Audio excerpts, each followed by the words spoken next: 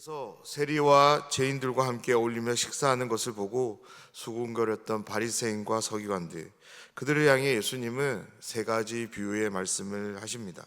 어제 우리는 세 비유 중 두 비유를 함께 살펴보며 잃어버린 것을 찾을 때까지 찾아내시는 하나님의 열심, 이 열심으로 우리에게 구원이 주어지는데요, 세리와 죄인들은 바로 하나님께서 찾는 영혼들로, 그래서 자신이 세리와 죄인들을 영접하고 함께 식사하는 것임을 비유로 말씀하셨습니다. 오늘도 말씀을 통해 하나님의 마음을 헤아리는 시간이 되길 원하는데요, 또한 그 마음을 붙잡고 우리의 생애와 삶을 통해 하나님 아버지의 뜻을 성령 하나님 안에서 이루어드리는 귀하고 복된 삶이 되길 간절히 기도하는 이 새벽 시간이 되면 좋겠습니다. 오늘 이야기는 우리가 돌아온 탕자로 너무나도 잘 알고 있는 이야기입니다. 그런데 이 이야기의 제목이 너무나도 강하게 우리에게 각인되어 있어서 우리는 이 이야기의 본연의 의미를 놓칠 때가 종종 있습니다. 오늘 이야기의 주인공은 두 아들을 둔 아버지의 이야기로 두 아들을 향해 한결같은 사랑을 베푸시는 자비로운 아버지, 즉 하나님에 대한 이야기입니다. 왜 아버지가 주인공이 되는 걸까요? 이 비유 역시 잃어버린 것을 다시 찾으시는 하나님을, 그 하나님을 위해서 예수님께서 이 땅에 오신 것을 말씀하고 있기 때문입니다.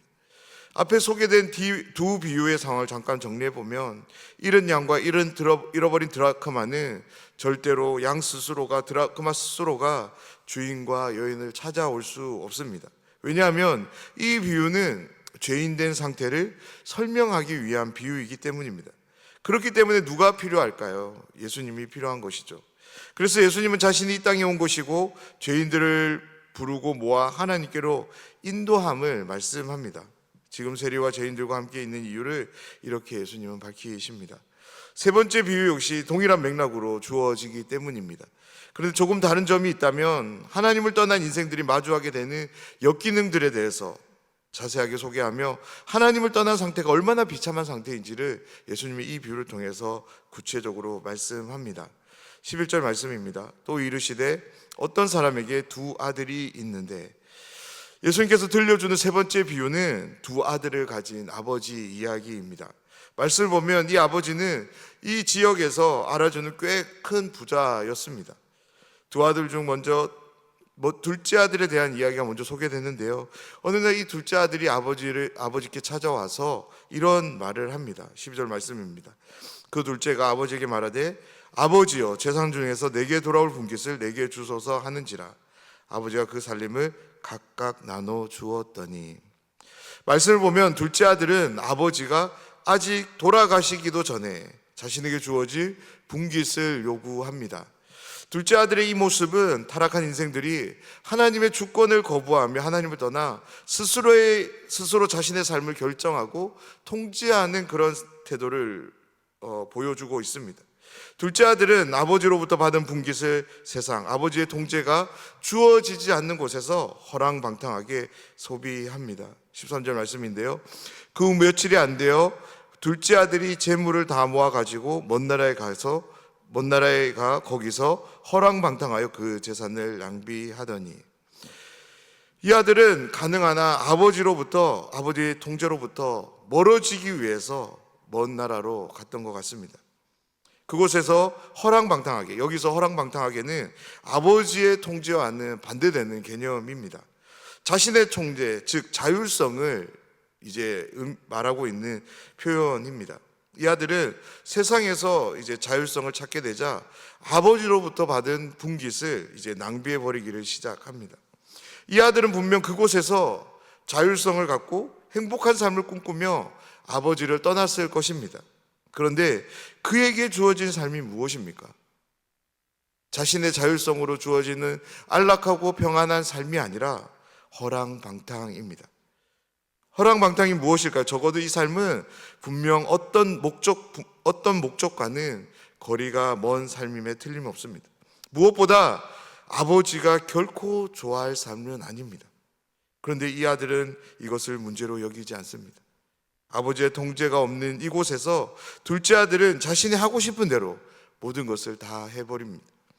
이후 말씀을 보면 먼저 이 아들은 분깃을 다 써버리고 난 후 극심한 가난에 처하게 된다라고 말합니다. 그런데 설상가상으로 이 지역에 큰 흉년이 들어서 이 아들의 궁핍함은 더욱더 가중되는 것을 말씀합니다. 결국 이 아들은 목숨을 부지하기 위해서 한 가지를 결정하는데요. 그것이 무엇이냐면 돼지를 치는 일을 하게 됩니다. 사랑하는 여러분, 오해하지 마시기 바랍니다. 돼지를 치는 일이 하찮고 보잘것없는 일이라고 폄하하기 위해 하는 말이 아닙니다. 유대인들에게 있어서 돼지가 어떤 짐승인지를 우리가 생각해 본다면 이 아들의 행동은 정말이지 납득할 수 없는 행동입니다. 왜냐하면 유대인들에게 돼지는 부정한 짐승이었습니다. 그래서 유대 지역 내에서 돼지를 키울 수 없었습니다. 더 정확하게 말하자면 돼지를 키우려는 사람이 아무도 없었습니다. 그렇습니다. 유대인이 돼지를 키운다는 것은 유대인에게 있어서 가장 이질적인 삶입니다. 가장 역기능적인 행동인 것이죠. 그런데 이 일이 누구에게 일어나고 있냐면 아버지를 떠난 둘째 아들에게 일어나고 있습니다. 사랑하는 여러분, 예수님은 아버지를 떠나 말도 안 되는 광경에 놓인 이 둘째 아들을 통해서 한 가지를 분명하게 교훈하는데요. 그것은 하나님을 떠난 죄인들의 삶이 이와 같은 삶이라고 말씀합니다. 이와 같은 비참한 상태가 바로 하나님을 떠나 자기 스스로 자신의 삶의 주인이 되어서 자율성을 추구하는 죄인들이 직면하게 되는 상황이라 말씀합니다. 우리는 종종 뉴스를 보면 어떻게 사람으로서 저런 행동을 할 수 있을까라며 혀를 내두르는 사건들을 종종 접할 때가 있습니다. 그런데요, 이것은 죄인의 삶을 우리가 생각해 본다면 전혀 이상한 일, 놀라운 일이 아닙니다. 왜 그럴까요? 하나님을 떠난 죄인들의 삶에 그러한 일들은 얼마든지 일어날 수 있기 때문입니다. 왜냐하면 자신의 삶의 주인이 자신이기 때문에 자기 마음대로 정말 해서는 안 되는 그런 일들까지 서슴지 않고 할 수 있는 것이죠. 25절부터 맏아들에 대한 이야기가 시작되는데요. 일을 마치고 집으로 돌아왔을 때 이 아들은 자신의 집에서 잔치 가락이 울려 퍼지는 것을 듣게 됩니다. 그때 한 종을 불러서 묻습니다.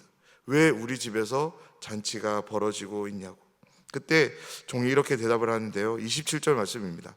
대답하되 당신의 동생이 돌아왔음에 당신의 아버지가 건강한 그를 다시 맞아들이게 됨으로 인하여 살찐 송아지를 잡았나이다 하니. 무슨 말일까요?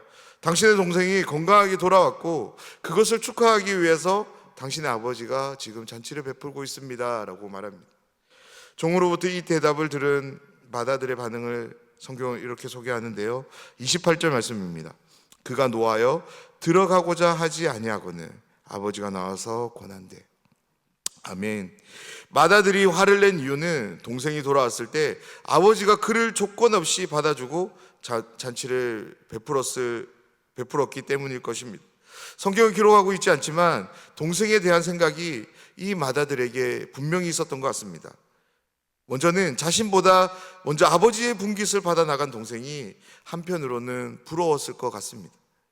하지만 무엇보다 동생에 대한 분노가 형에게 있었던 것은 자신 홀로 아버지를 돕는 그런 상황을 남겨두고 이 동생이 떠나갔는데 이 동생이 어떤 다른 지역에서 열심히 일을 하고 수고하는 그런 삶이 아니라 그 맏아들의 말을 보면 이 동생이 창녀들과 함께 아버지의 재산을 탕진한 것을 알고 있음으로 인해서 이 동생에 대한 분노가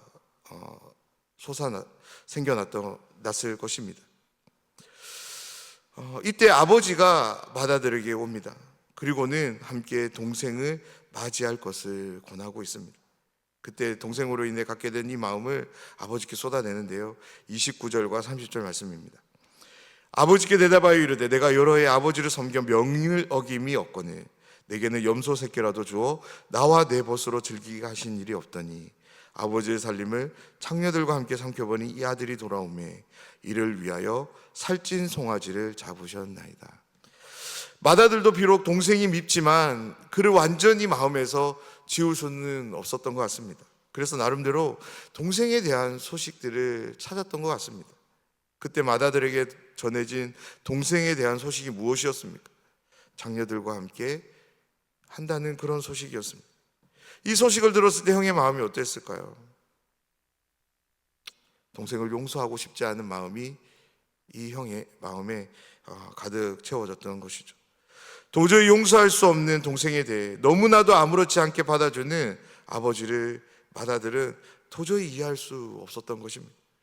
무엇보다 늘 곁에서 수고하는 자신에게는 그 어떤 보상도 해주지 않았던 서운함이 또한 함께 밀려오자 분노를 이 아들은 주체할 수 없었던 것입니다. 그때 아버지가 그를 향해 이런 말을 합니다. 31절 32절 말씀입니다. 아버지가 이르되 얘 너는 항상 나와 함께 있으니 내 것이 다 내 것이로되 이 내 동생은 죽었다가 살아났으며 내가 잃었다가 얻었기로 우리가 즐거워하고 기뻐하는 것이 마땅하다 하니라. 아멘. 말씀은 아버지를 통해 하나님의 한량없는 변함없는 그 은혜와 사랑을 소개하는 가운데 맏아들의 대답은 기록하지 않고 열린 결말로 끝을 냅니다. 저는 이 말씀을 연구하면서 왜 이렇게 누가는 이렇게 열린 결말로 이 비유를 끝냈는지를 생각해 봤는데요.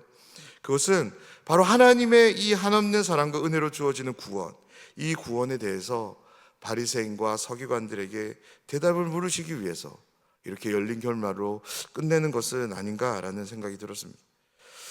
오늘 이 비유에 나오는 두 아들은 당시 바리새인과 서기관들과 너무나도 많은 닮은 점이 있습니다. 전 두 가지를 말씀드리고 싶은데요. 먼저는 하나님의 주권을 거부하는 자기 주권적인 삶입니다. 말씀을 보면 둘째 아들은 아버지의 통제를 거부하고 자신이 자신의 삶을 통제하는 자기 주권적인 삶으로 나아갑니다. 마찬가지로 당시 바리새인들도 서기관들도 하나님의 주권을 거부하며 자기 주권적인 삶을 살았습니다. 바리새인과 서기관들은 삶의 주인이 늘 자기 자신이었습니다. 그렇게 그들은 하나님의 뜻보다 자신들의 뜻이 늘 우선되는 그런 삶을 살았습니다. 하나님의 말씀을 지키는 이유 역시 자신들의 의로움을 보이기 위해 지켰던 것입니다. 그들의 삶의 결과에 대해서 예수님은 이렇게 평가하는데요. 회칠한 무덤이라 평가합니다. 회를 칠해서 겉은 그럴듯해 보이지만 그들의 삶은 무덤이라는 거죠. 소망이라고는 찾아볼 수 없는 그 비참한 장소가 바로 무덤 아닙니까? 바리새인과 서기관들은 자기 주권적인 삶을 통해서 의를 이루려 했습니다. 하지만 그들에게 찾아온 삶은 영원한 삶과는 전혀 반대되는 죽음, 무덤이었던 것입니다. 두 번째는 다른 사람의 구원을 기뻐하지 않는 삶입니다. 맏아들의 모습을 통해서 확인하게 되는데요. 아버지께서 동생에게 베푸는 은혜를 이 아들은 이해하지 못합니다. 도리어 자신에게 은혜를 베푸지 않은 것을 분노하며 표현하고 있는 것을 보게 됩니다. 이 비유의 대상이 되는 바리새인과 서기관들은 세리와 죄인들이 회개하여 구원에 이르는 것을 못마땅히 여겼습니다. 이것 때문에 그들은 예수님을 미워했고 거부한 것입니다. 왜 그럴까요? 구원이라고 하는 것은 자신들과 같은 의로운 자들에게만 주어져야 하는 것으로 여겼기 때문입니다. 맏아들이 아버지의 마음을 헤아리지 못한 것처럼 이 당시 바리새인과 서기관들 모두는 하나님의 마음을 헤아리지 못했습니다. 그 대신 철저하게 자신의 입장에서 하나님의 뜻을 재단하며 하나님의 뜻을 규정했던 사람들이었습니다. 예수님은 이 비유를 통해서 바리새인과 서기관들의 마음을 듣고 싶었습니다. 왜냐하면 그들의 마음을 돌이키기 위한 것입니다. 그들도 하나님께서 찾고 계시는 잃어버린 영혼들이기 때문입니다. 오늘 이 말씀 앞에서 우리의 모습을 한번 정직하게 돌아보면 좋겠습니다. 사랑하는 여러분, 나에게 이 두 아들의 모습이 있지는 않습니까? 나의 모습이 자기 주권적인 삶을 살아가는, 또한 다른 사람의 구원을 기뻐하지 않는, 오로지 나의 구원, 나같이 의로운 사람만이 하나님으로부터 구원을 받을 수 있는 자격이 있어 라고 말했던 바리새인과 서기관들의 모습은 있지 않는지 이 말씀 앞에서 정직하게 돌아보길 원합니다. 구원은 하나님께서 주권적으로 베푸시는 은혜의 역사임을 믿습니다. 나의 구원도 그러하고 함께 신앙생활하는 모두의 구원도 동일한 구원입니다. 또한 나의 구원을 기쁨으로 여기는 가운데 함께하는 누군가의 구원에 대해서는 더 큰 기쁨을 선보일 수 있는 우리의 삶이 되길 간절히 소원합니다. 오늘 하루 감히 받을 수 없는 구원, 이 구원을 우리 모두가 받았습니다. 이 구원을 나에게 베풀기 위해 나를 찾으신 하나님, 나를 찾으셔서 성령을 보내시고 예수님 믿게 하신 그 하나님의 한없는 사랑을 묵상하는 오늘 하루가 되기를 원합니다. 또한 그 사랑을 붙잡고 더욱더 하나님께 가까이 나아가서 우리의 삶을 통해 하나님의 이 놀라운 사랑이 함께하는 모든 사람들에게 전할 수 있는 우리의 삶이 되길 주님의 이름으로 축원합니다.